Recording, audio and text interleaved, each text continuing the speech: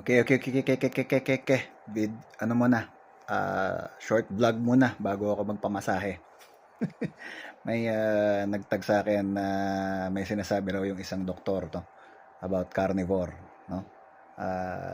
Sinasabi niya na para bang sinasabi niya na hindi na raw carnivore itong doktor na to at magsisi na kayo. Parang ganun ang datingan na itakwil nyo na ang meat dahil hindi na siya carnivore at kung ano-ano pang mga nakakatakot na mga datingan.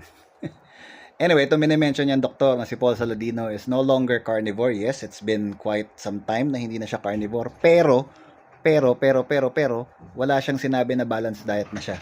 Okay, wala siyang sinabi na kumain kayo ng rice bread pasta at kung ano-ano pang mga tinutulak na mga conventional diyan, no? So, hindi na siya carnivore per se, pero hindi naman niya sinabi na kumain na kayo ng carbs.